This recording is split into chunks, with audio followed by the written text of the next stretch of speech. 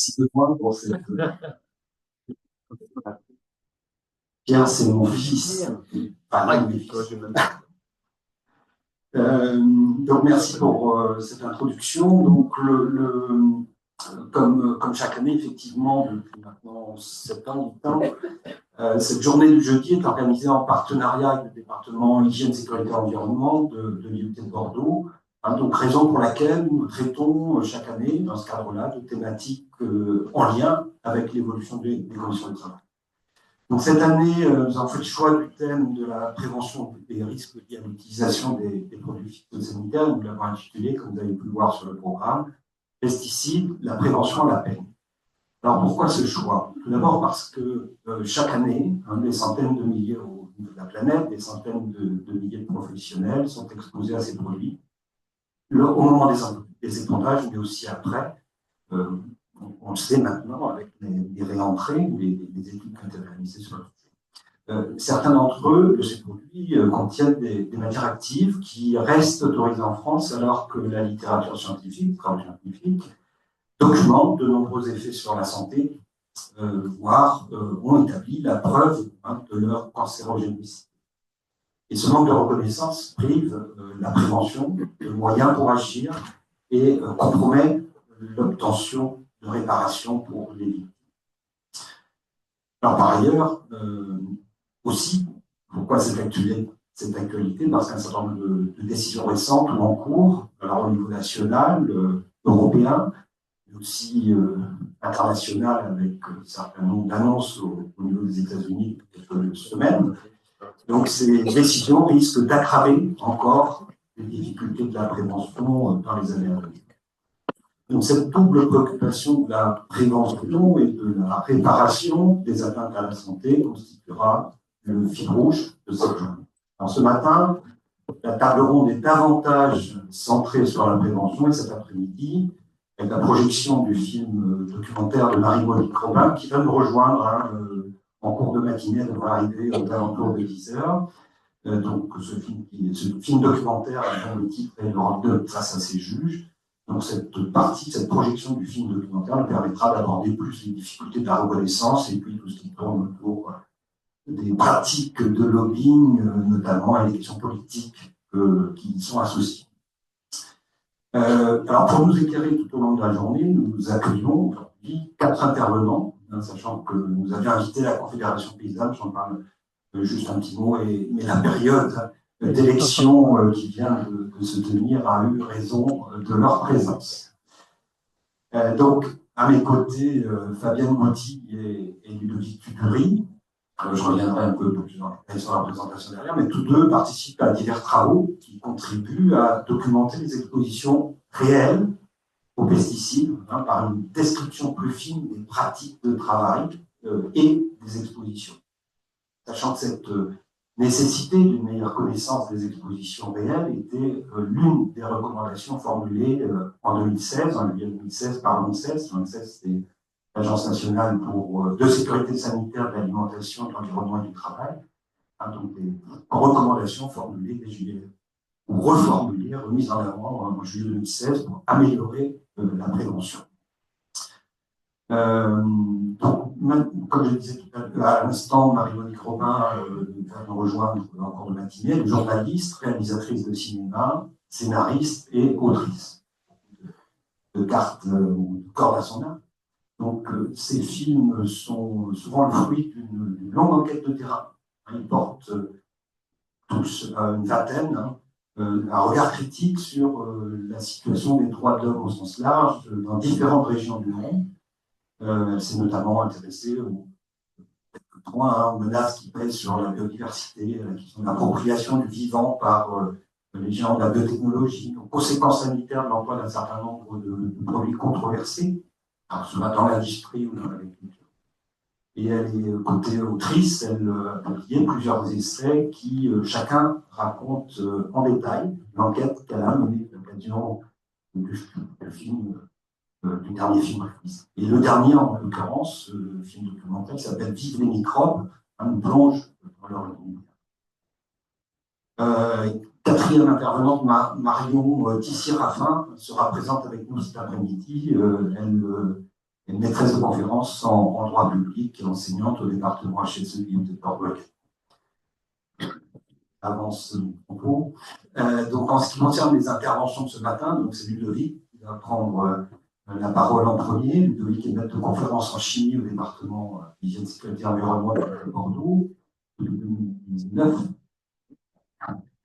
Et chercheur au laboratoire EPOC. J'ai pas retenu la signification, mais je consacre une partie de ses travaux de recherche aux équipements de protection, notamment en France et au Québec. Il a été membre du groupe d'experts qui a été mandaté pour répondre en 2022 pour répondre à une saisine. Donc cette saisine, elle est liée aux difficultés de mise en œuvre des recommandations de l'ANSES de juillet 2016. En mai 2022, la Commission nationale de déontologie et des alertes en matière de santé publique et d'environnement, qui a été saisie par une organisation syndicale, CFDT Agri-Agro, pour l'objectif, c'était de comprendre les freins à la mise en œuvre de ces recommandations. Donc le groupe d'experts dont a fait partie Ludovic a travaillé, a remis son avis en mars 2024, avis relatif on prend le titre, au renforcement de l'expertise d'évaluation des expositions professionnelles aux pesticides en agriculture. Donc il va nous en présenter des évolutions des connaissances entre 2016 et puis enfin le moment de l'élection du rapport de l'ANSES et puis leur avis, donc l'évolution de ces connaissances sur les expositions, leurs insuffisantes modalités, l'insuffisante prise en compte par un certain nombre de décideurs, que ce soit au niveau européen ou national, et puis les lacunes persistantes qu'ils ont pu mettre en évidence. Donc après la suite de déroulement, après son intervention, pour échanger avec lui, le timing approximatif, c'est une vingtaine de minutes, et puis nous enchaînerons sur la présentation de Fabienne. Donc Fabienne, maîtresse de conférence en ergonomie à l'université de Clermont-Auvergne, laboratoire acté, là c'est pareil, je rentre dans toutes les déclinaisons, chercheur associé au laboratoire ETRIS, qui est un laboratoire ETIS, pardon, qui est un laboratoire d'INRAE, et au centre Norbert Elias, c'est un centre scénariste. Alors, réalisé sous la direction d'Alain Garrigou, au sein de l'équipe épidémiologie des cancers et expositions environnementales du centre Bordeaux Population Health, excusez-moi, un accent anglais, donc de l'INSERM. Donc sa thèse en ergonomie est au cœur de notre sujet. Elle est intitulée « Ne plus ignorer les agriculteurs, une contribution d'ergonomie à la prévention du risque de pesticides en milieu viticole ». Fabienne a par ailleurs, je crois qu'elle en parlera, mais elle a par ailleurs coordonné un ouvrage pluridisciplinaire qui a été publié en février 2024 aux éditions Tarek, qui s'appelle « Exposition aux pesticides, ce qu'en disent les sciences sociales ». Après l'intervention de Fabienne, pareil, nous aurons une vingtaine de minutes d'échange, et puis l'idée c'est de pouvoir élargir après cette vingtaine de minutes jusqu'à la fin de la matinée, qui est située aux alentours au plus tard à midi 15. Voilà, bon, Marie-Monique Robin se parlera lorsqu'elle arrivera, elle pourra évidemment intervenir à tout instant, et puis elle pourra nous expliquer un peu, sans dévoiler, sans anticiper trop sur l'après-midi, nous dévoiler un petit peu les raisons pour lesquelles elle a été amenée à investiguer cette problématique. D'abord pour Le Monde selon Monsanto, qui était sorti en 2008, et puis là, avec le film documentaire que je t'ai dit, en 2017. Mais je vais, juste avant de donner la parole à Ludovic, donner la parole à Alain Garrigou, qui nous fait le plaisir d'être à nos côtés. Alain, donc merci pour ta présence. Alain est vice-président de l'Université de Bordeaux, mais au-delà de ce titre et de cette fonction, donc il est professeur d'ergonomie au département, dans notre même département, celui que je cite depuis le début, et a fortement contribué au développement de ce qu'on appelle dans notre discipline, dans notre jargon, l'ergotoxicologie, et encadré plusieurs thèses en lien avec ces problématiques de prévention des risques à effet différé, notamment sur relatif aux pesticides, mais pas seulement. Voilà, là, je vais te donner la parole. Donc, en quelques minutes, ce que je voudrais souligner, c'est l'intérêt chez nous de la collaboration avec les organisateurs du festival. L'Atlas ouvrière, c'est pas du cinéma. Pour nous, c'est un vrai sujet à la fois et politique et pédagogique.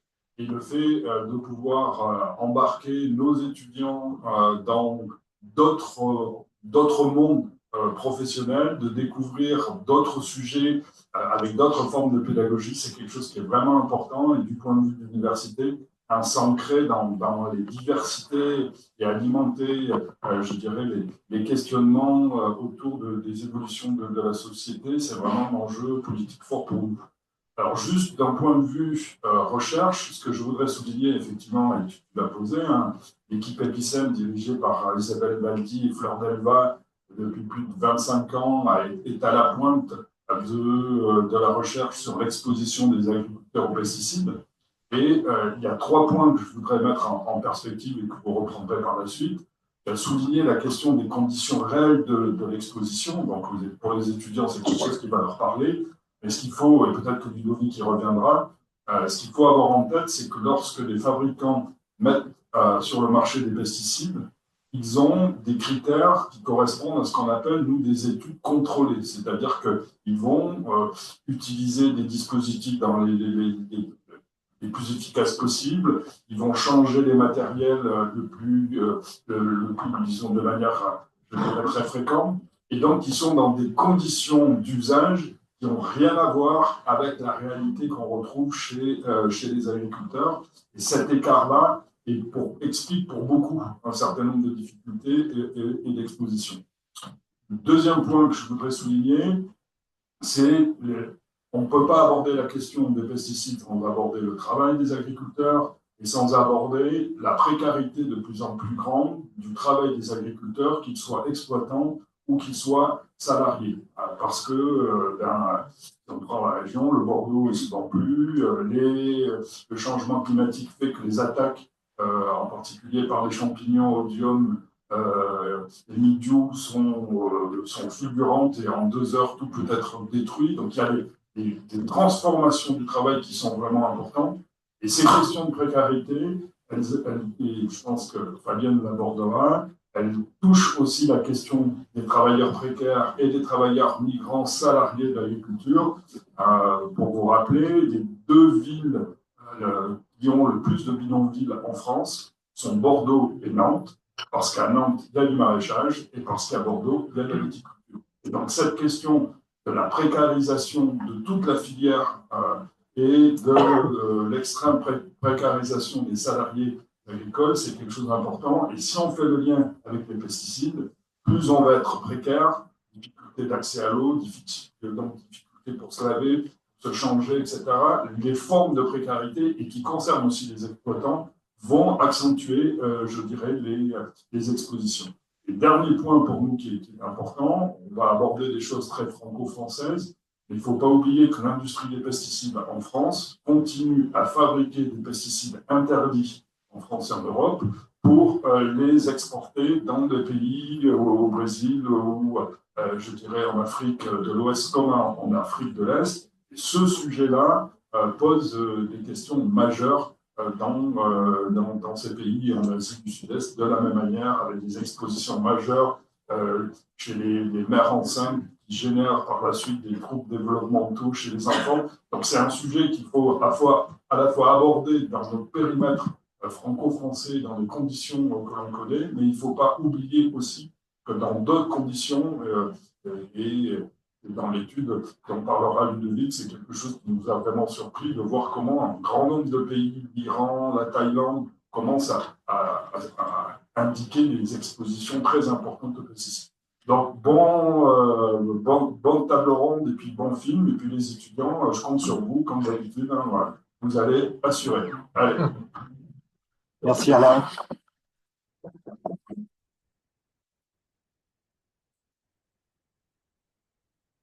Merci beaucoup. Et on excuse par avance ton départ, puisque tu as fait un petit trou dans l'emploi du temps pour nous rejoindre, mais tu dois te rendre à des réunions qui étaient programmées.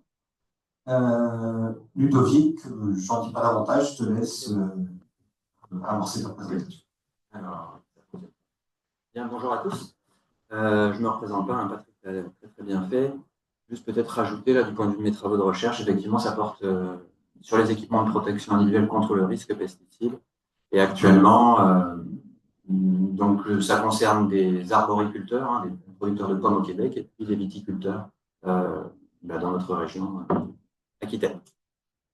Alors, je suis là donc pour vous faire un très court résumé de ce qui a pu sortir de ce travail, de cette formation spécifique, qui a donc été convoquée, ou je dirais rassemblée, par le biais de cette commission nationale qui s'appelle la CNDASP, un organisme qui dépend du ministère de la Transition écologique, et à qui on va pouvoir envoyer des saisines. Alors, différents acteurs, j'en ai cité quelques-uns ici, des parlementaires, des associations, des ordres professionnels. L'idée, c'est qu'à réception de cette saisine, si la CNDAS estime qu'il y a besoin d'en savoir un petit peu plus sur le sujet, elle va s'arranger pour former des groupes de travail appelés formations spécifiques, et ces gens-là, qualifiés, avec diverses compétences, se rassemblent, font le point sur la question posée par la saisine et essayent d'apporter une réponse la plus fonctionnelle possible. Donc, le démarrage de notre travail, c'était donc en 2022. C'est une saisine donc de la CFDT, Agri-Agro. Je vous résume quelques points à cet endroit-là.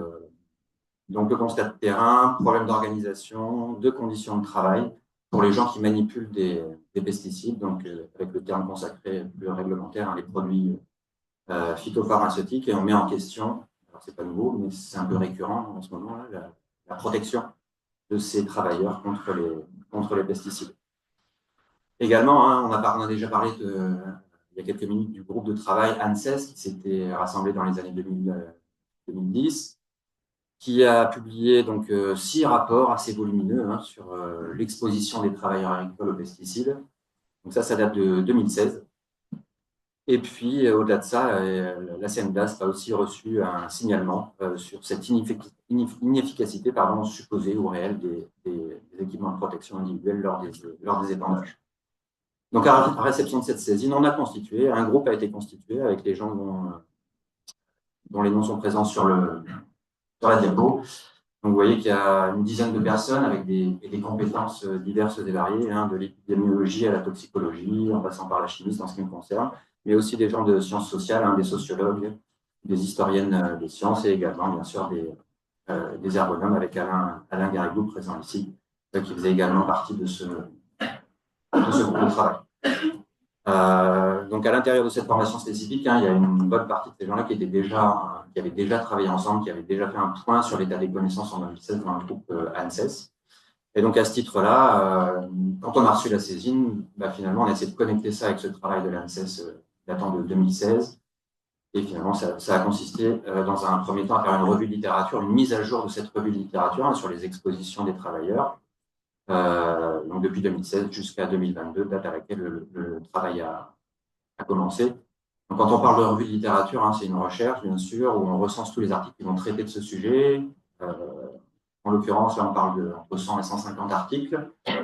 Donc, on a tous lu avec des critères très stricts de relecture, des articles relus par plusieurs personnes, bien sûr, des recherches d'informations systématiques dans chacun des articles pour avoir à la fin une synthèse représentative des nouveautés dans les connaissances. À côté de ça, on a aussi auditionné des différentes personnes, dont vous voyez les structures de rattachement au tableau, donc l'ANSES, l'Agence nationale de sécurité sanitaire de l'environnement et du travail, l'EFSA, donc l'Autorité européenne de sécurité des aliments, qui s'occupe des autorisations de mise sur le marché des pesticides et qui met à disposition des outils pour réaliser les évaluations d'exposition et les évaluations de risque. Le ministère de l'Agriculture, la DGT, donc la Direction générale du travail, le BNITH, c'est un organisme qui s'occupe de la normalisation, de la certification des vêtements de protection, en l'occurrence contre les pesticides, de la mutualité sociale agricole, de l'INRS, la référence en termes de santé et sécurité du travail en France, et on a aussi auditionné, alors pas en direct, par envoi de courrier, réception de courrier en réponse, de FITEIS, qui est donc la structure qui rassemble tous les producteurs de produits phyto à l'échelle française. On a pris toutes ces informations, on a essayé d'en faire une analyse critique, une synthèse, et le rapport, donc, c'est le résultat de tous ces travaux menés. Alors, je le précise, des travaux bénévoles, on n'a reçu aucune rémunération pour ces travaux. ça fait partie de notre temps de recherche. On s'est juste fait rembourser un frais de déplacement. Donc, on est, je dirais, neutre de ce point de vue-là. Donc, il y a un gros rapport qui résulte de ce travail. Et de ce rapport est né quelques recommandations rédigées par donc, cette CNDAS. Je ne vais pas passer en revue toutes ces recommandations. Je vais focaliser sur 3 d'entre elles. Sachant que, bien sûr, n'hésitez pas à poser vos questions par la suite. Alors, on en a fait beaucoup des recommandations. Le groupe de travail en on avait déjà fait beaucoup en 2016. Et là, vous avez un petit graphique qui vous présente celle qu'on a pu à nouveau examiner dans ce groupe de travail en 2022. Donc, au total, il y en avait 49 faites dans le rapport de 2016. Et vous voyez que notre travail des années précédentes a permis d'en observer ou d'en étudier 35 parmi ces 49 au total. Mais globalement, sur les 35 qu'on a pu à nouveau passer en revue, on les maintient parce qu'on estime que les pas en avant ont été bien timides. Si on prend l'année de référence 2022 comparé à 2016. Ce travail-là de synthèse sur cette revue bibliographique nous a amené à en faire 2 autres, des recommandations, c'est-à-dire un programme de soutien permanent aux recherches académiques sur les pesticides, alors, sachant qu'aujourd'hui, la recherche, les labos de recherche ont des très petites dotations annuelles de la part du CNRS ou de l'université ou de l'INSERM, par exemple, mais vont chercher leur argent pour financer leur recherche à travers des appels à projets. Donc, il y en a beaucoup, des appels à projets, mais des appels à projets spécifiques pesticides, finalement, il n'y en a pas. Donc, il faut aller chercher, par exemple, sur des appels à projets santé au travail, des appels à projets sur les perturbateurs endocriniens, mais on rentre en compétition, c'est le jeu, avec d'autres sujets, mais qui couvrent autre chose que des pesticides. Et donc, quand on fait un état des lieux sur ce qui s'est passé en France entre 2016 et 2022, on se rend compte que des mesures d'exposition sur le terrain, finalement, il n'y a eu que quelques études qui se tiennent sur le doigt d'une main. C'est la raison pour laquelle on estime que ce genre d'appel pourrait stimuler un petit peu l'acquisition de nouvelles connaissances à l'échelle française et bien sûr à l'échelle internationale. On s'est rendu compte aussi lors de ce travail qu'il y avait comme une science réglementaire et puis une science académique, je dirais, puis ces 2 mondes ne se parlent pas trop, en tout cas pas assez. Et pour faire très très court, l'acquisition de nouvelles compétences que permet la recherche académique a du mal à percoler du côté des autorités réglementaires. C'est une vraie question. Pourquoi, comment, qu'est-ce qu'il faudrait faire pour que ça influe plus? Ça, c'est une autre question à laquelle il faudra avoir une réponse un peu plus. Alors, parmi les 6 grosses recommandations qui découlent de ce travail et qui ont été formulées par la CNDASP, la première, c'est, alors elle paraît peut-être évidente pour certains parmi nous qui sont familiers avec la prévention en milieu de travail, c'est oui, les EPI, mais il ne faut pas faire reposer uniquement la réduction de l'exposition sur ces EPI. Dans le Code du travail, c'est assez simple, il y a une hiérarchie des moyens de prévention et les EPI arrivent en dernière position. Et s'ils arrivent en dernière position, c'est parce que c'est certainement le moyen le moins efficace de protéger contre l'exposition à des produits comme les pesticides. Ça pose la question. La première des choses à faire, ça serait bien sûr, quand on veut réduire ou supprimer les risques, c'est supprimer le danger à la source. Et donc, ça voudrait dire supprimer des pesticides dangereux. C'est l'approche générale pour réduire les risques. Alors, quand on parle de pesticides, ça crée une difficulté parce que tous les préventeurs qu'on peut former, c'est peut-être ceux qui sortent de notre formation, si ils arrivent dans une exploitation agricole et qu'ils disent il faut supprimer l'utilisation du pesticide, je dirais qu'ils n'ont pas les compétences nécessaires pour proposer cette solution, dans le sens où ils ne sont pas agronomes, ils ne sont pas entomologistes et ils n'ont pas les compétences. Ça, c'est vrai pour les étudiants dont je parle, mais c'est vrai pour beaucoup de préventeurs. Donc, on se recroqueville vers des solutions peut-être qu'on connaît plus, et notamment les solutions plus techniques, peut-être que les équipements de protection collective et les équipements de protection individuelle. L'autre chose qu'on met de l'avant, c'est que oui, il faut sensibiliser, informer et former les gens qui vont utiliser ces pesticides pour réduire ces risques. Alors, il y a eu des choses qui ont été mises en place, notamment quelque chose d'assez emblématique, je dirais, le Certifito, une espèce de petite formation que doivent suivre les agriculteurs et qui traite, pas que, mais en partie de la réduction des risques, de l'exposition aux pesticides. La question qui se pose après étude de la littérature, c'est qu'a priori, il n'y a pas eu d'études qui ont mesuré l'efficacité de ce genre de formation sur le changement de comportement vis-à-vis des pesticides de la part des agriculteurs. Donc, il y a une formation, c'est toujours bon à prendre, mais quel effet a-t-elle cette formation sur l'évolution des pratiques quand il s'agit de manipuler des pesticides. Il n'y a rien qui nous dit que ça a été efficace. Donc, peut-être, une des suggestions qu'on mettait aussi, c'était les formations descendantes. On se met dans une salle et on écoute une personne qui a à peu près tout compris au sujet. Peut-être que ce n'est pas suffisant, et donc la littérature parle de démarches, je dirais, plus participatives, pour rendre les gens un peu plus acteurs des changements qu'ils doivent mettre en œuvre pour réduire ces risques aux pesticides. Donc, c'est une piste, changer la manière d'informer et de former aux risques pesticides pour peut-être obtenir de meilleurs résultats. Ensuite, une des choses qu'on peut faire aussi pour réduire l'exposition et donc les risques, c'est tenir les objectifs de réduction d'utilisation des pesticides. Alors, j'ai mis moins 50%, entre parenthèses avec un point d'exclamation, si je le mets ainsi, c'est parce que peut-être avez-vous entendu la discussion qu'il y avait eu il y a quelques mois dans le milieu public sur la manière dont on compte cette réduction des pesticides. Jusqu'à présent, on comptait la réduction en masse des pesticides utilisés pour suivre à travers les années, voir si on réduisait vraiment l'utilisation des pesticides. Donc ça, c'était une mesure qui était faite de manière régulière, année après année.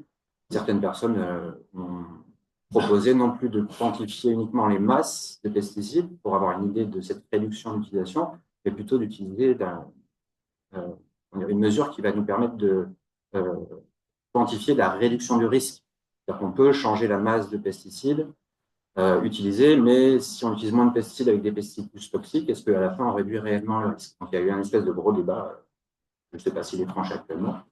Mais voilà, la question de réduction de moins de 50%, ça pose déjà la question de la manière dont on quantifie cette réduction de l'utilisation des pesticides. Donc là, pareil, grâce à l'OFB, qui est pas mal une cible en ce moment, il y a eu des financements de l'OFB. Il y a eu des fermes du réseau Défi qui font des essais en conditions réelles sur les choix variétaux, sur les conduites agronomiques, qui montrent qu'en changeant les pratiques, on peut réduire l'utilisation de ces pesticides. Donc, c'est le genre de démarche qu'il faut encourager, et je dirais qu'il faut que ça essaime un petit peu plus à travers toutes les exploitations agricoles. Donc, d'autres solutions, mais finalement, tout ça, ça revient à dire que oui, la lutte chimique, c'est un outil pour détruire les ravageurs des cultures, mais il faudrait que ça devienne au minimum un des outils qu'on a à notre disposition pour réduire ce risque de ravage des cultures. Et finalement, c'est inscrit dans la loi. Quand je dis la loi, c'est le règlement 1107-2009 européen qui encourage la lutte intégrée, donc qui considère la lutte chimique comme un des moyens de lutte contre tout ce qui peut gêner la production de denrées agricoles. Au-delà de l'efficacité de ces EPI, qu'on pourra discuter par la suite, effectivement, on peut se poser la question de, oui, c'est bien joli de recommander des EPI, mais sont-ils seulement portables par les agriculteurs dans les conditions dans lesquelles ils travaillent? C'est important parce que, quand bien même on recommande un EPI sur une étiquette de produit phytosanitaire, si les conditions réelles de travail ne permettent pas ce port, alors il y a de fortes chances pour que ces EPI ne soient tout simplement pas portés. Et donc, si on ne porte pas de pays, on va augmenter son exposition et donc augmenter les risques d'atteinte à la santé. Parmi une recommandation forte, je pense qu'on fait, c'est qu'on pense qu'il devrait être pris en compte ce paramètre-là dans la recommandation de pays pour l'utilisation de tel ou tel pesticide. Et, par exemple, pour les travaux de réentrée et de rentrée, qui sont plutôt au printemps, avec un beau soleil, c'est compliqué de produire de porter un EPI, et dans l'hypothèse où on ne maintiendrait pas le niveau d'exposition à un niveau qui serait jugé acceptable sans EPI, ce qu'on propose, c'est de ne pas autoriser l'utilisation des molécules en question. On pense aussi que là, alors, il y a eu du nouveau dans la mise sur le marché d'équipements de protection individuelle contre les pesticides, notamment ceux qui sont certifiés ISO 27060 par l'aspect technique. Donc, il y a certaines choses qui sont certifiées selon cette norme. Une norme, ce n'est pas la panacée, c'est un minimum à mon sens, mais pour l'instant, on parle de tablier, de vêtements de protection certifiés selon cette norme. Mais on pense que selon les usages de pesticides, selon les tâches de travail effectuées, il faudrait essayer d'augmenter le nombre de pays à disposition qui pourraient bénéficier de cette certification, de manière à encourager le port, bien sûr, quand c'est nécessaire. Et puis, dernière recommandation autour de ça, c'est que quand on est agriculteur, on achète des produits phyto, mais on achète ces EPI ailleurs. Donc, on pense qu'il faudrait coupler la vente d'EPI avec une recommandation et une formation autour de ces EPI nécessaires pour se protéger quand on utilise les produits achetés. Et puis, d'avoir une idée de la volume horaire pendant lequel on peut porter ces EPI sans risque d'une autre atteinte à la santé. Hein, si on augmente la fréquence cardiaque, sur le long terme, on risque peut-être des coups de chaleur ou pire que ça. Troisième recommandation parmi les 6 fortes faites par la CNDASP, là, ça revient à ce que je vous disais tout à l'heure, hein, il y a deux mondes, hein, la science réglementaire et puis la recherche plus académique.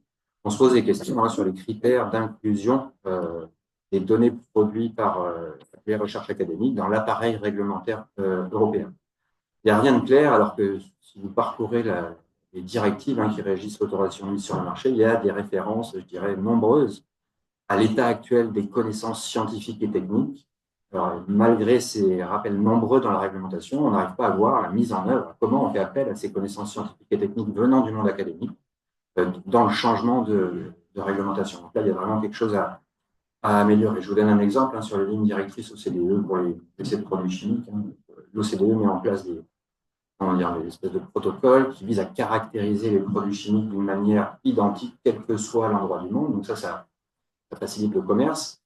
Mais pour autant, est-ce que ça suffit, là, ce critère d'échange commercial, pour justifier qu'on suive ça, pour laisser de côté les recherches académiques?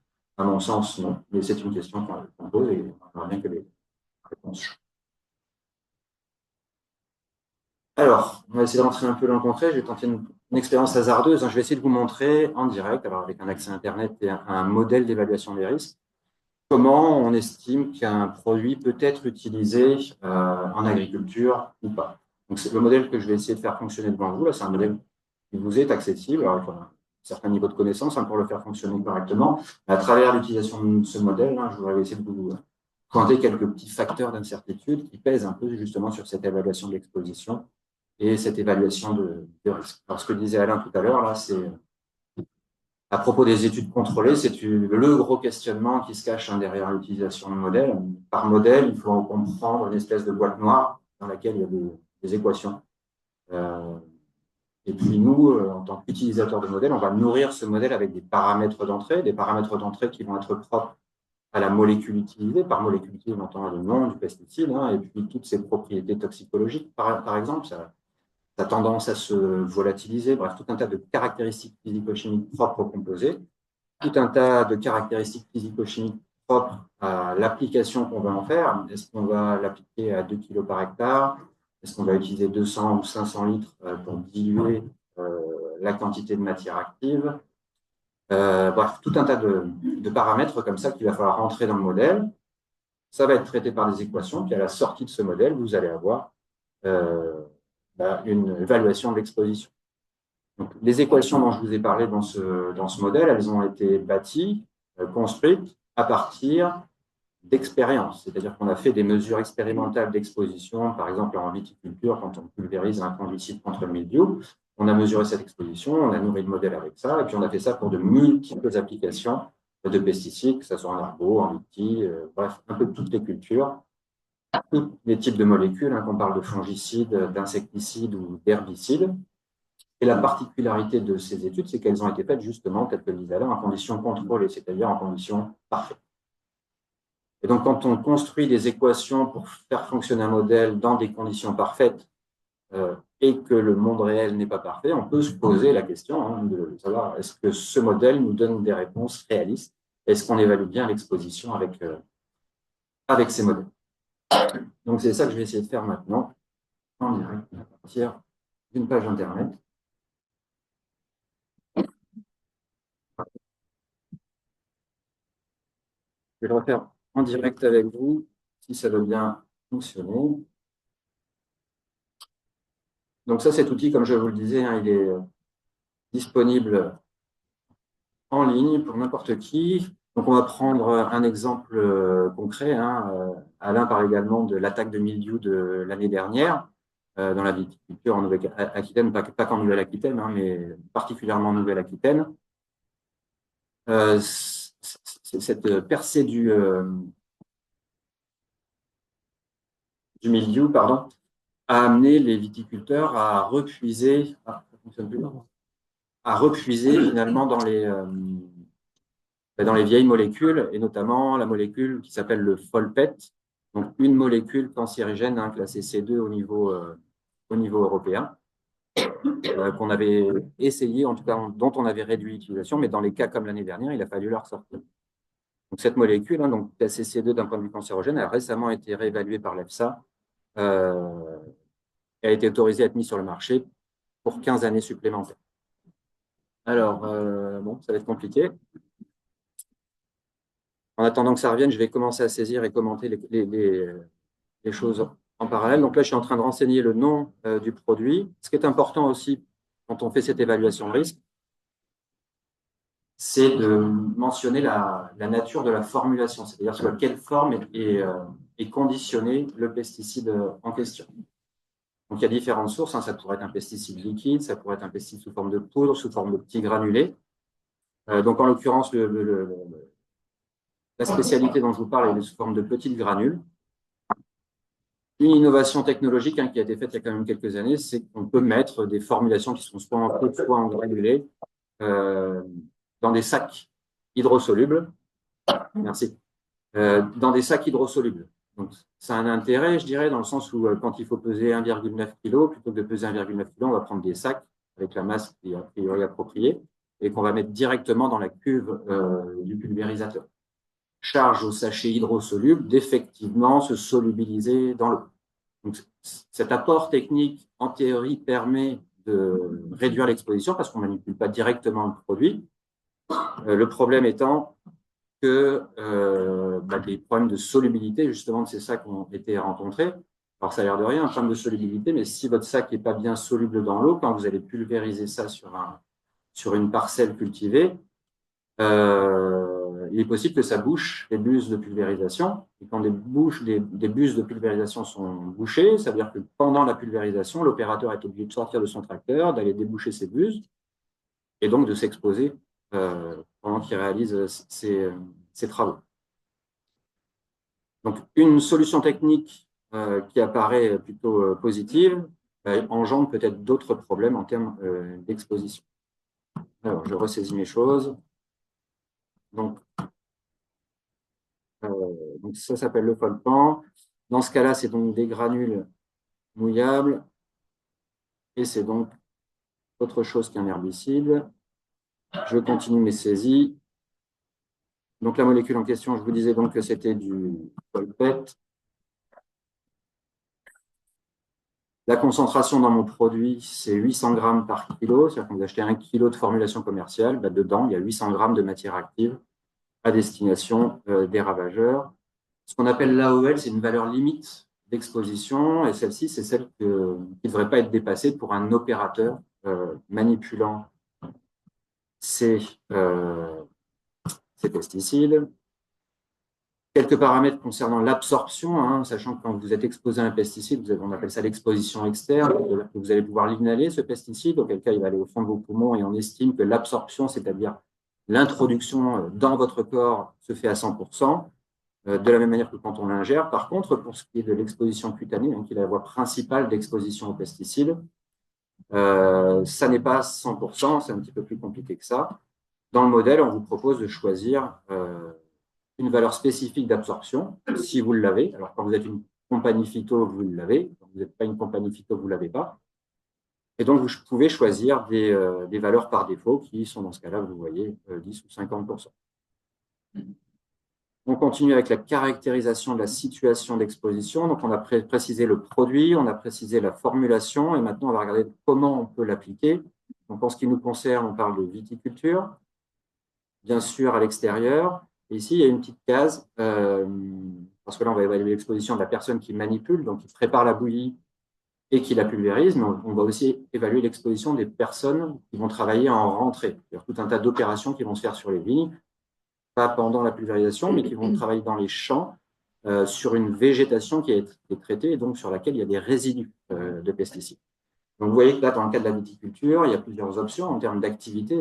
Récolte du raisin, inspection, c'est-à-dire qu'il y a des gens qui vont aller regarder les cultures, vérifier s'il y a une infestation de mildiou pour préconiser un traitement, donc inspection, ou alors irrigation. L'étude qu'on a menée, nous, dans le Bordelais, là, c'était propre à l'activité de levage. Donc, ça consiste à relever les rameaux de la vigne quand le feuillage est quand même en plein essor. Donc, un contact maximal avec le feuillage. Mais vous voyez que là, dans le modèle, il n'y a pas cette option. C'est-à-dire qu'il n'y a pas de données pour évaluer l'exposition pour ce genre d'activité. On va prendre un harvesting, vu qu'on n'a pas ce qu'il nous faut. La quantité de produits appliqués à l'hectare, donc ça, c'est qu'il faut juste simplement consulter l'étiquette du produit. Dans le cas du Folpel, c'est jusqu'à 1,9 kg à l'hectare. Si vous regardez l'étiquette, vous savez également qu'il y a jusqu'à 7 applications autorisées dans l'année. On cultive ça normalement et il nous faut des USA à hauteur de 150 ou 250 selon le stade de développement de la culture, entre 150 et 250 litres à l'hectare pour faire cette évaluation de risque. Vous avez différentes méthodes d'application, soit vers le bas, soit vers le haut. Pour ce qui est de notre cas, c'est plutôt upward, donc vers le haut. Et on va considérer qu'on fait une application avec un tracteur, hein, ce qui est le plus commun ici. Donc on va mettre, ça ne concerne pas directement pour la santé des travailleurs, mais il faut le cocher, sinon ça ne marche pas. Donc là, j'ai quasiment fini ma saisie. Je coche ma petite case ici et je vais donc maintenant vous montrer les résultats donc, de cette évaluation de l'exposition, de cette évaluation de risque. Voilà comment ça se présente. Ici, vous avez donc le résultat d'évaluation du risque pour l'opérateur, donc celui qui va préparer la bouillie et qui va la pulvériser. Donc, vous avez 3 lignes qui vont vous reporter différentes choses. Hein. Donc, ces résultats que vous voyez chiffrés, là, ça présente le pourcentage d'exposition, en tout cas le pourcentage d'exposition par rapport à la valeur considérée acceptable en termes d'effet à la santé. Donc, tant que c'est inférieur à 100%, ça veut dire qu'on est en dessous de la valeur acceptable d'exposition. Et quand on est au-dessus de 100, ça veut dire que ce n'est pas acceptable. Donc, la première ligne, vous voyez, c'est ce qu'on appelle l'exposition potentielle, c'est-à-dire tout ce qui va vous arriver dessus et qui vous arriverait directement sur la peau si vous n'étiez pas habillé. Donc, c'est l'exposition maximale, celle qu'a priori on n'atteint pas, vu qu'on ne prépare pas la bouillie nue et on ne pulvérise pas nue. Donc, ça, c'est, vous voyez qu'on est à 1549% de cette valeur AOL. Donc, ça veut dire 15 fois supérieur à la valeur acceptable d'exposition. Donc, encore une fois, si on pulvérisait tout nu. Si on s'équipe d'un vêtement de protection, vous voyez que cette exposition descend à 421%, mais ça reste encore 4 fois supérieur à la valeur acceptable. Et ça n'est que quand on met donc un vêtement de protection, des gants, une visière dans le cas de la préparation et un chapeau dans le cas d'une pulvérisation avec tracteur qu'on arrive à des pourcentages inférieurs à cette valeur d'AOL. Donc, entre cette ligne et cette ligne, là, vous voyez qu'on a bien une réduction associée aux vêtements de protection. Et donc, pour passer de l'une à l'autre, il y a dans le modèle un facteur de réduction de l'exposition qui est standard. C'est-à-dire qu'on va réduire à hauteur de 90% l'exposition quand on porte un équipement de protection individuel. Donc ça, c'est quand je dis standard, c'est que c'est vrai pour la viticulture, c'est vrai pour l'arboriculture, c'est vrai pour les grandes céréales, c'est vrai pour tout. Et ça serait tellement beau si c'était vrai, mais on pense que ce facteur unique de 90%, là, il n'est pas représentatif des situations réelles, encore une fois, de travail en agriculture. Mais le modèle, c'est ce qu'il nous dit à premier abord. Vous voyez également, quand on ajoute des gants, on réduit beaucoup l'exposition. Tout ça, ça vous montre que sans EPI, on ne pourrait pas autoriser la mise sur le marché de ce genre de molécules. Je voudrais vous montrer une autre chose aussi concernant les travailleurs de réentrée. Alors, parce qu'on ne pulvérise pas, on pense que les travailleurs de réentrée sont moins exposés. On commence juste à acquérir un bassin de données suffisamment robuste pour pouvoir comparer les choses. Ce qui apparaît là, c'est que quand on est travailleur de rentrée, on passe des journées de 8 heures dans les vignes à exposer pendant 8 heures. Donc peut-être que la dose ramenée à l'unité de temps est plus faible, mais parce qu'on passe beaucoup de temps dans ces parcelles traitées, on se rend compte, et ça a commencé à être mis en évidence, que l'exposition pour ces travaux de rentrée peut être plus importante que lorsqu'on manipule en tant que tel les pesticides. On va juste regarder ces premières lignes. Donc là, pareil, l'exposition potentielle, c'est celle à laquelle l'exposition qu'on atteindrait si on faisait les travaux tout nus. Donc là, vous voyez que c'est 4000%, donc c'est plus de 40 fois la dose AEL si on allait faire des travaux de rentrée directement après la pulvérisation. Donc en France, on a des délais de réentrée qui sont imposés. Ça varie de 6 à 48 heures selon les molécules qu'on pulvérise. Il faut prendre ça comme, je dirais, une approche par le danger. En fonction de la molécule, on va dire c'est soit 6, soit 12, soit 48 heures, mais ça ne prend pas en compte le risque. Donc juste le danger, sur la base du danger, on raccourcit ou on augmente le temps de rentrée. Je souligne ça parce qu'il y a comme une incompréhension dans le monde agricole autour de la signification de ces délais de rentrée, dans le sens où les agriculteurs respectent le délai de rentrée et ils pensent qu'après ce délai de rentrée, ils peuvent rentrer dans leur parcelle sans protection parce qu'ils ont justement passé le délai de rentrée. Ce n'est pas du tout ça que ça veut dire. Quand on rentre dans une parcelle après le délai de rentrée, il est possible d'avoir besoin de pays. Donc là, vous voyez que si on y arrive juste après dans la parcelle traitée, après pulvérisation, on a une très très forte exposition et le logiciel nous calcule un délai de rentrée sécuritaire. Et vous voyez que le calcul fait là, ça nous à partir du moment où on pulvérise, pour avoir une exposition acceptable, ça nous amènerait à une rentrée 261 jours après. On n'a pas besoin d'être très scientifique là pour comprendre que c'est juste impossible. Alors c'est pareil, sur le modèle inclut des temps de vie pour les pesticides sur les feuilles. C'est un temps de vie standard qui n'est pas spécifique à chacune des molécules parce qu'il manque de connaissances sur ce sujet. Donc c'est encore une fois une petite lacune de ce modèle-là pour évaluer les risques correctement. La deuxième ligne vous montre que, donc, bien sûr, quand on a les bras, le corps et les cuisses couvertes, effectivement, le pourcentage d'exposition par rapport à la dose acceptable est réduit, mais pas tant que ça. Et le plus important, finalement, c'est de montrer une autre lacune de ce modèle, c'est celle pour les lignes grises, là où il n'y a pas justement de chiffres. S'il n'y a pas de chiffres, alors je prends la troisième ligne, donc on couvre les mains, les bras, le corps et les jambes. Et vous voyez que là, il n'y a pas d'évaluation de cette exposition ou d'évaluation de risque pour cette exposition, tout simplement parce que le modèle n'a pas les données nécessaires pour fournir une estimation. Ça veut dire que dans ce modèle, quand bien même on recommanderait des gants pour faire du travail en rentrée, on ne sait pas dans quelle mesure ça réduirait l'exposition. Il n'y a pas de données expérimentales obtenues en situation contrôlée pour mesurer cet effet et finalement le recommander. Donc voilà un peu ce que je voulais vous montrer sur le modèle. Donc un modèle, si je résume, qui est bâti à partir d'études en milieu contrôlé, avec des paramètres par défaut qui ne conviennent pas à toutes les molécules. Donc il y a encore des trous, des failles dans ce modèle. Et qui d'autre que la science académique pourrait justement combler ces modèles, sachant que les études, je ne vous l'ai pas dit là, mais les études en milieu contrôlé, elles sont faites par l'industrie phytosanitaire, dans des conditions encore parfaites. Et si vous visitez des exploitations, je veux dire, quand il s'agit de préparer la bouillie phyto, on peut avoir un stand parfaitement construit. Ça serait formidable si tout le monde était équipé comme ça, mais dans n'importe quelle petite entreprise, au-delà de l'agriculture, la mise en place de méthodes de prévention, c'est un peu plus compliqué que dans les grosses entreprises. Et donc, le cas parfait, avec un stand de préparation de la bouillie idéal, un stand pour remplir sa cuve idéale, ça existe bien sûr, mais ça n'existe pas à 100% dans toutes nos exploitations agricoles. Donc voilà, j'en arrête là, et puis je suis prêt à répondre à vos questions.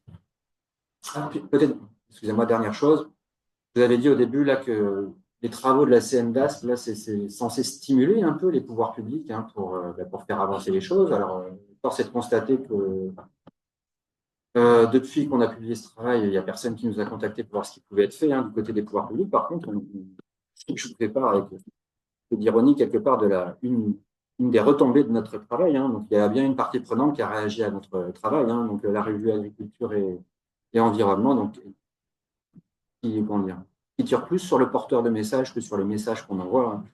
Donc, pour faire très très court, je vous laisse lire ce qui est écrit sur la web, mais qui questionne un peu l'impartialité des gens qui constituent ces formations spécifiques. Donc, on a eu de l'effet, mais pas sur les gens sur lesquels on espérait avoir de l'effet. Donc, notre travail, il est là, chacun peut s'en saisir. La question qui se pose, c'est est-ce qu'on va s'en saisir un jour du côté des autorités? Faire à suivre. Voilà. Merci.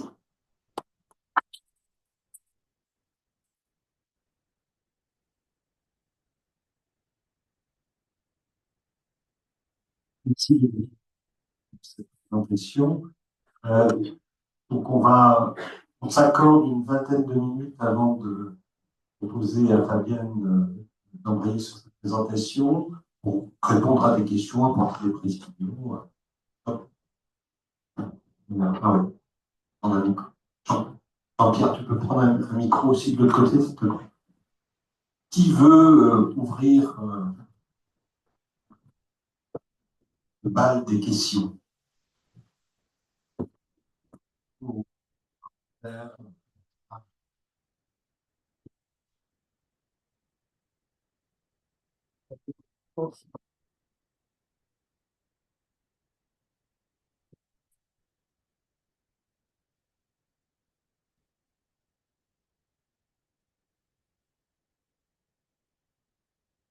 Oui, je vais commencer d'abord parce que je suis fils de viticulteur, donc j'ai connu un petit peu tous ces éléments-là.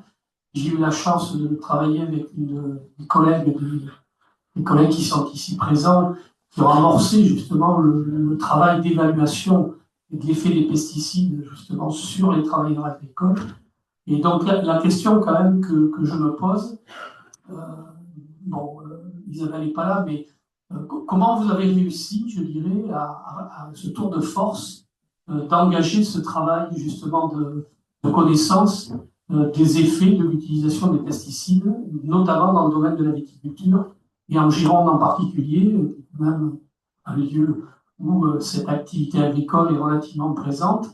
Et vous avez évoqué les difficultés de la prise en charge réglementaire, donc politique, pour je dirais, la mise en place de mesures de prévention et de réglementation de l'utilisation de ces pesticides. Vous pouvez nous en dire un petit peu plus, sans rentrer, je dirais, sans vous créer des difficultés supplémentaires, y compris pour le financement des recherches, parce que je sais que c'est aussi une question.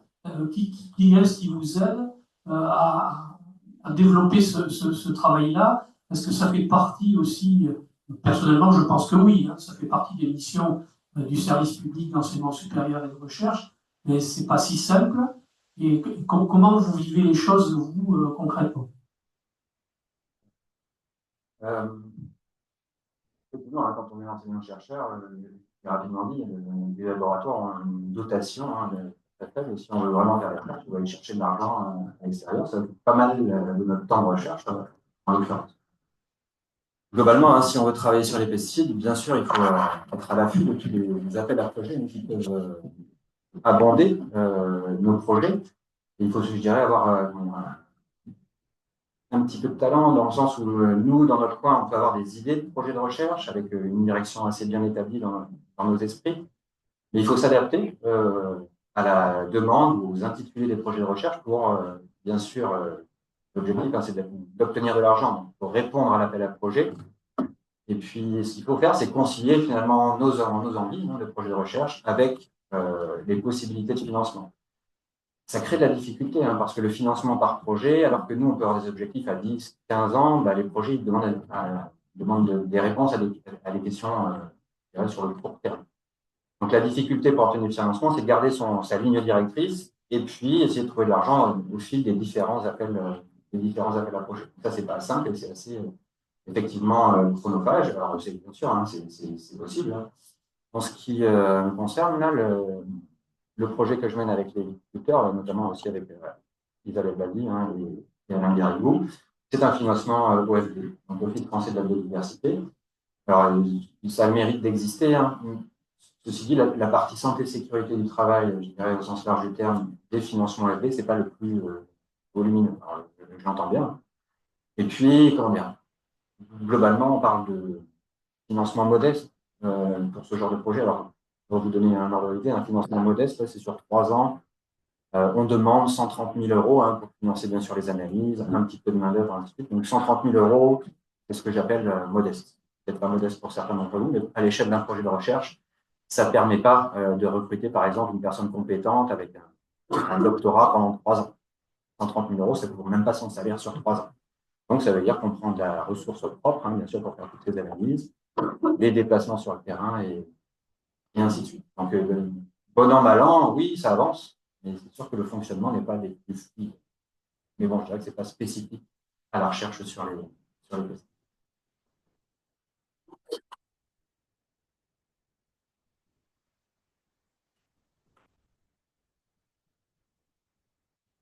Je vais poursuivre. Quelles sont les relations avec le monde de la viticulture, enfin, vu du côté des employeurs et vu du côté des syndicats viticoles? J'évoque à peine les syndicats de travailleurs de la viticulture. Est-ce qu'il y a des échos? Est-ce qu'il y a eu des mises en relation? Et est-ce que ça a nourri éventuellement des combats sociaux, syndicaux? Ou est-ce qu'il y a eu des résistances fortes, de ce que vous pouvez connaître éventuellement? Alors, je n'irai pas jusqu'à dire qu'il y a eu des résistances fortes, mais c'est vrai que pour faire un projet de terrain, il faut bien sûr recruter des exploitations qui souhaitent participer. Donc, chacun a plus ou moins sa stratégie. Alors moi, je confesse volontiers, comme Patrick le disait, je suis arrivé en 2019 en France. J'avais déjà commencé à travailler sur les pesticides auparavant. Où je dirais le débat public autour des pesticides n'est pas celui, n'est pas tel qu'en France. Il y a un débat beaucoup plus apaisé au Québec qu'en France. J'étais un peu naïf dans le sens où la meilleure façon de faire avancer les moyens de prévention d'entreprise, c'est pas de se tirer dans les pattes les uns les autres, c'est finalement d'associer les syndicats de travailleurs, les chefs d'exploitation, les organismes de santé et sécurité du travail et les organisations professionnelles. Donc, quand je dis que je suis naïf, c'est que moi, quand j'ai monté le projet en question, là, j'ai contacté le CIVB. J'ai eu aucune réponse de leur part. Je comptais sur eux, bien sûr, pour faire passer le message une fois que les résultats auraient été obtenus. Donc, pas de réponse de leur part. Et notre stratégie ensuite pour recruter des producteurs a été de passer par les caves coopératives. Donc, beaucoup de rencontres. Alors, de l'intérêt certain de la part des coopératives, parce qu'ils sont conscients de ces problèmes d'exposition, de surexposition aux pesticides. Donc, les caves coopératives convaincues, convaincre leurs adhérents, déjà, c'est un peu plus compliqué. Et je dirais que c'est par ce biais-là qu'on a réussi à recruter nos exploitations avec des caves coopératives, bien sûr, certaines plus, on dirait, proactives que d'autres. Mais en l'occurrence, voilà, ça a été compliqué. On a reçu aussi en tout cas des contacts par le biais de la MSA. Donc, on a sollicité différentes parties prenantes autour de la question des pesticides pour obtenir ces contacts. Mon laboratoire, bien sûr, avait déjà travaillé avec certaines exploitations. Donc, c'est un peu comme ça qu'on arrive à tisser un réseau et trouver des exploitations qui veulent bien nous accueillir. L'année dernière, ça a été particulièrement difficile parce que les viticulteurs étaient dépassés justement par les conditions climatiques particulières. Tout a été retardé dans la saison. Là, l'apparition d'un milieu apparemment assez intense, donc ils avaient d'autres chats à fouetter que d'accueillir une équipe de chercheurs, bien sûr. On a malgré tout réussi à trouver certaines exploitations qui nous ont accueillis. Et globalement, ça se passe bien une fois qu'on est sur le terrain, parce que nous, on n'est pas des. On ne fait pas des contrôles, on ne donne pas des leçons quand on va sur le terrain dans les exploitations, on explique clairement les choses, qu'est-ce qu'on vient faire, pourquoi on vient le faire. Et notre objectif, finalement, c'est que les résultats de nos travaux payent. C'est-à-dire qu'ils voient une retombée pour eux directement. Donc notre engagement, nous, c'est oui, on est accueillis, on suit les choses, on échange, ce qui nous permet de voir, de constater une espèce de résilience dans ce monde agricole assez extraordinaire. Donc on arrive à trouver des gens qui veulent bien participer, mais notre engagement, justement, c'est de leur restituer ces résultats pour peut-être éclairer leurs opinions sur les pesticides, mais encore une fois, sans contrainte, c'est de convaincre, et pas contraindre, parce qu'encore une fois, on n'est pas inspecteur. Voilà.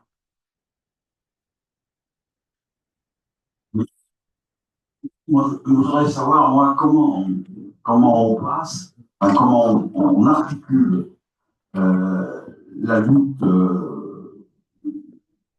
la prévention contre les risques liés à ces produits, la prévention qui est indispensable, vous l'avez bien montré, pour protéger les utilisateurs de ces produits toxiques. Comment on articule cette prévention avec la lutte pour l'interdiction des pesticides, parce qu'en fait, le problème fondamental, c'est quand même celui-là. C'est les produits, les utilisateurs sont protégés, là, bien sûr, mais les produits sont là, ils sont dans la nature, ils sont dans l'environnement, et ils contaminent aussi l'ensemble de la population. Donc, comment on articule les deux luttes, en fait, parce que j'ai bien compris, effectivement, que vous menez un combat défendre les utilisateurs, mais après, l'ensemble de la population, l'ensemble des citoyens, le but final pour moi, c'est d'arriver à interdire tous ces produits qui sont nocifs. Oui, je suis justement assez sensible à cette question parce que je vous ai parlé de la hiérarchie des moyens de prévention. Je vous ai dit que les EPI, c'était la dernière chose à sortir, c'est-à-dire qu'on n'a pas d'autre solution, c'est ce qu'il faut sortir. Et moi, je travaille sur les EPI. Hein. Donc, on m'objecte très souvent, mais pourquoi tu travailles sur les EPI? Ce n'est pas la chose à faire en premier dans la prévention, c'est faire au-dessus, donc c'est le danger, ou le substituer. Ma position a été très personnelle, c'est que moi j'ai un domaine de compétences, je suis chercheur, chimiste, avec une compétence que je fais valoir dans les EPI. Je suis conscient que les EPI, ce n'est pas la solution finale, mais si toutefois ça devait être porté, voilà, moi je veux que ça soit bien porté, que ça remplisse son rôle de protection. Donc vous posez la question d'un côté prévention, interdiction totale, pas que pour protéger les travailleurs, mais pour la population générale. Je ne me sens pas, moi, légitime à dire ça, parce que ma voix de citoyen vaut autant que la vôtre. Donc, moi, je fais valoir ma voix sur cet aspect particulier. Pour le reste, il y a plein d'associations, plein d'individus qui sont là pour, comment je dirais, faire du tir croisé. Moi, j'agis là, Monsieur X agit dans un autre sens. Et je pense que c'est qu'à travers cette stratégie de tir croisé qu'on va pouvoir réussir à supprimer, si possible, mais en tout cas réduire. Je vois que ça, moi, chaque acteur va avoir sa fonction pour atteindre l'objectif final qui va être réduire les effets à la santé des pesticides, donc santé humaine, mais au sens plus large, santé environnementale. Chacun son combat, et puis si chacun en combat bien, je pense que ça viendra à la fin. Peut-être une dernière question. Est-ce qu'on peut se priver, je dirais, de pesticides au sens de la réponse aux besoins de la production agricole aujourd'hui? Mais vous n'êtes pas forcément obligé de nous répondre sur ça obligatoirement. Hein. Je ne peux pas vous répondre parce que je ne suis pas compétent. Moi, ce que je sais, c'est que, comme je dis, moi, je bataille sur les EPI, certains vont batailler sur autre chose. Ça apporte quelque chose, mais nous tous, là, en tant que consommateurs, citoyens, on a des choix au quotidien à faire. Est-ce qu'on achète un iPhone à 700 balles ou est-ce qu'on préfère acheter de la goutte d'eau? C'est à ce niveau-là que ça se situe, selon moi, mais ça, c'est mon avis de citoyen. Moi, je fais mes choix de citoyen. Chacun fait faire.